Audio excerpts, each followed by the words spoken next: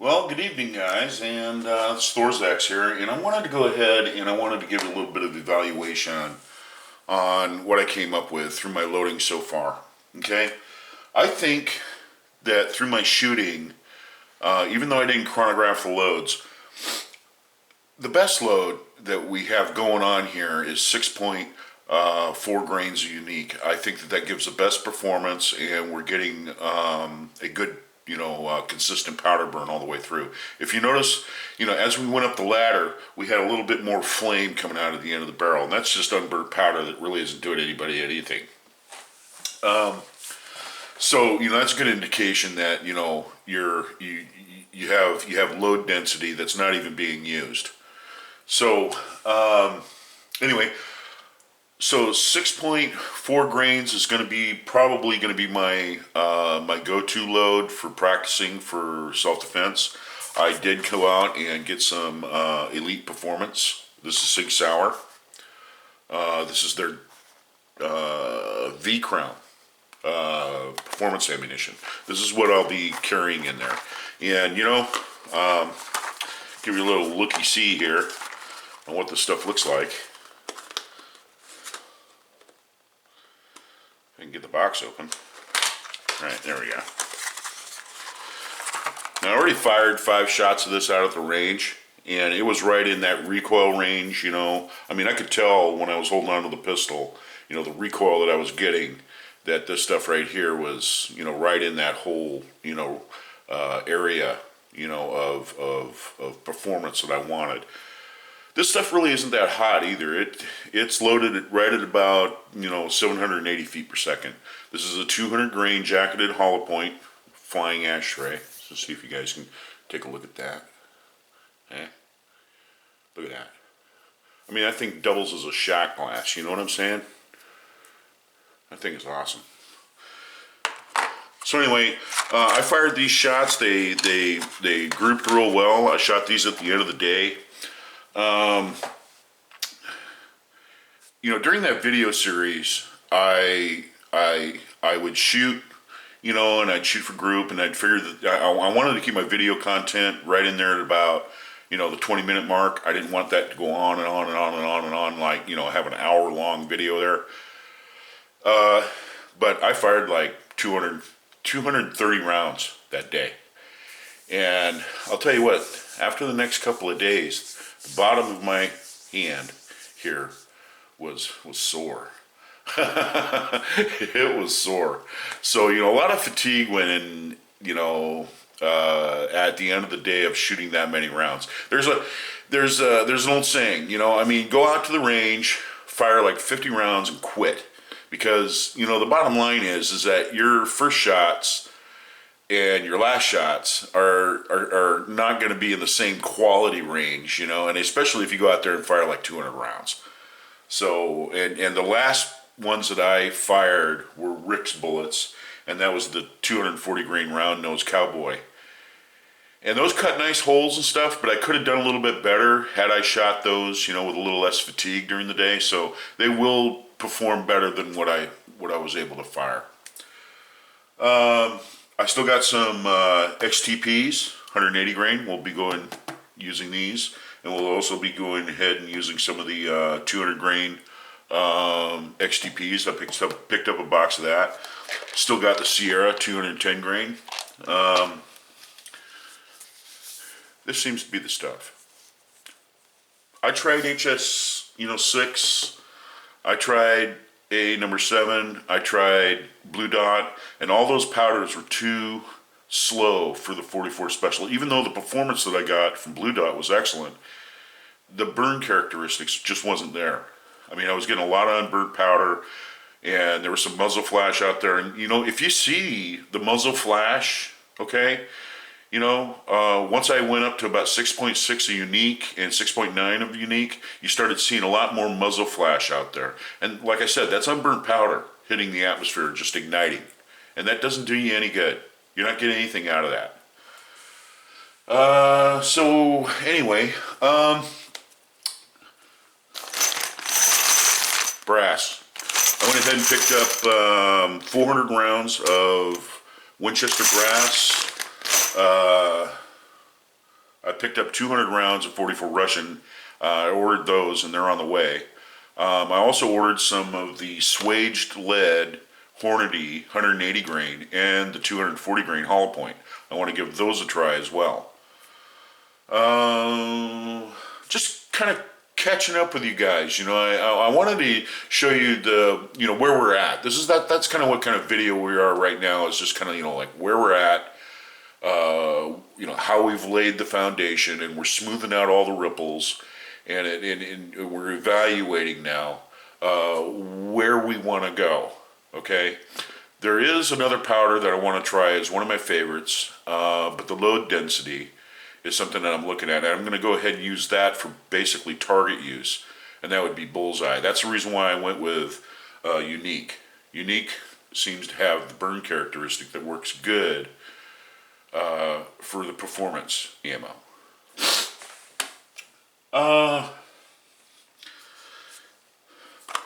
Bulldog does not seem to be too particular on 430. I got pretty good accuracy with 430. That's what these are. You know, these are sized at. Even though these could go to 431, which I do have a sizing die for 431 now for the Star unit. And that's what I'll be, you know, sizing to from now on. But the 431 bullet seems to shoot pretty good, you know, in the Bulldog. The Bulldog doesn't seem too picky about that. So the 262 grain, good accurate round, you know, good practice round. Not the round you want to use for personal defense. There's no expanding characteristics to this bullet. And it'll over penetrate. It'll go right through, you know, media, and you don't want that. You want something that's going to, you know, hit whatever it is you're aiming at, and you want it to penetrate, but you want it to stop. Also, you want the wound characteristics that go with that bullet. And you know, even the Keith bullet is actually a really good hunting bullet, because when it enters, you know, the medium of the meat and the bone, that flat, you know, the flat point to that thing makes a big wound channel, and also it slows the bullet down, you know, and stops it, you know, inside the meat. It'll penetrate further than, you know, hollow point, but so it wouldn't be my top choice, you know, for something that I would use for hunting. I would use a hollow point type bullet, but you know, the 262 grain round nose, it's good accurate bullet. It's just as I suspected it would be, but it's more about a, you know, that bullet right there is more for, you know, shooting for accuracy rather than shooting for terminal performance. I wouldn't want to get hit by that, by the way. That 262 grain bullet hits with, you know, a lot of kinetic energy. You're shooting a freight train out of the end of this barrel. I still have some of these. This is the 180 grain. And I'm kind of in the middle right now of deciding whether to shoot these for target use or actually try to load these in the area of personal defense, you know, performance. I think I'm just going to go ahead and, you know, save these for target use. That's about it, guys. That's about all I got. I got to get the ball rolling. So we've established a load that we'll practice with, which is 6.4 grains of Unique. Okay, it gives very good performance, very controllable. You know, it's not a pop gun load. I mean, you know, this is if you have looked at, you know, Fortune Cookie's recent video on the 44 Russian, he was using a 6.0 grains in a 44 Russian case, and you know, that's a robust load. I mean, it is like boom. I mean, you know, but it's like I said earlier, it's not like an intense whack. You know what I mean? It's not like I said with the 357 where you got this intense, sharp recoil. It's more of a, you know, a push back. You know, it's more of a push back in your hand, and I like that better than having that intense blast all of a sudden. You know. I think it's more controllable.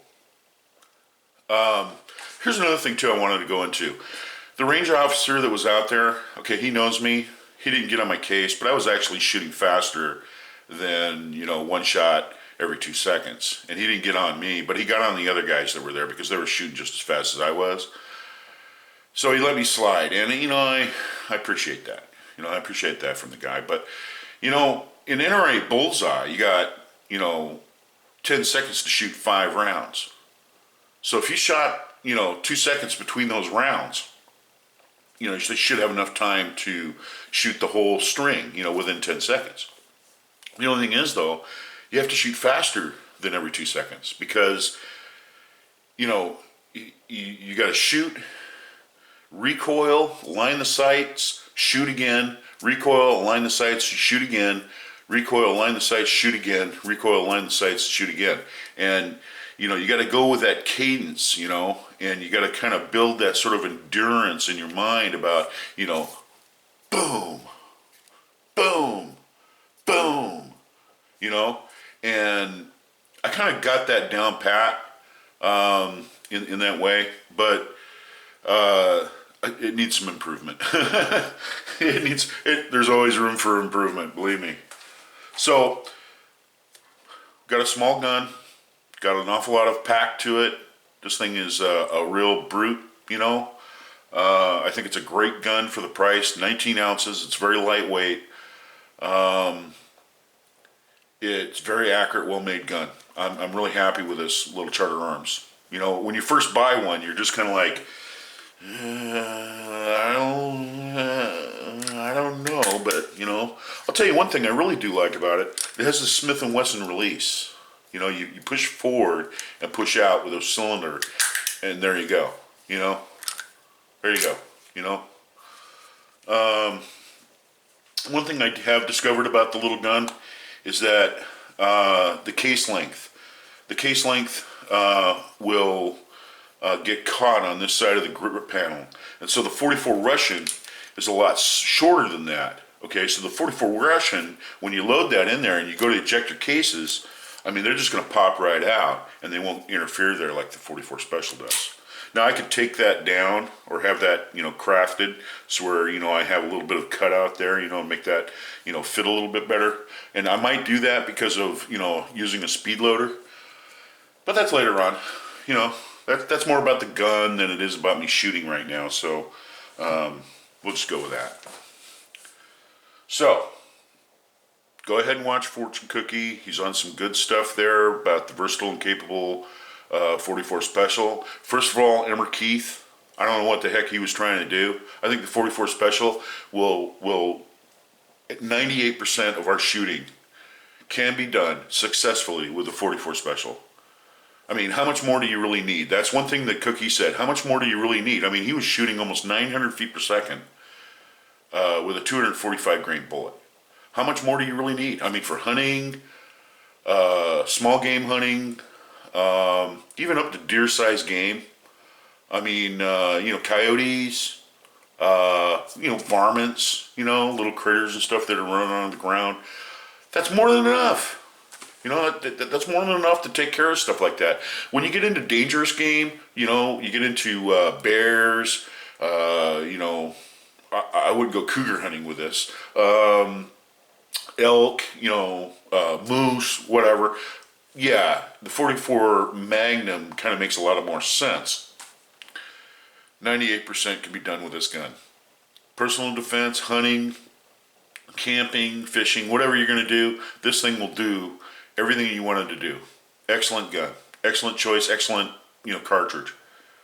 I mean, it's really overlooked. It really is. So anyway, that's what I got. My next, excuse me, I'm going to set up the Dillon, and I'm going to go ahead and I'm going to crank out some 6.4 grains with the 245 grain bullet and load about, you know, 250, maybe 300 rounds of this as practice ammo, and then set it on my shelf on my little cart with all my loaded ammo, and you know, that I have in my ammo room.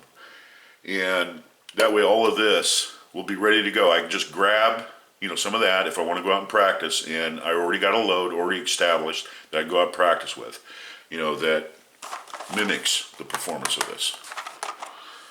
And I can label that, on my little, plastic boxes. I just label it as practice ammo, practical, practical protection, whatever, and then the load. And that's it. I got it. That's about it. That's about it. That's what I got, guys. So, like I said, the next time I get set up here, I'm going to go ahead and see about converting the Dillon to make some practice ammo. I might even still do it on my single stage. Haven't really got there yet, but I'm going to shoot another video of that. So anyway, this is Thor's axe, and I've been really enjoying this. This has been really fulfilling as far as getting the information that I wanted, and studying a new load. And like I said earlier about I don't know if you've seen my 700 series. You have the mystery.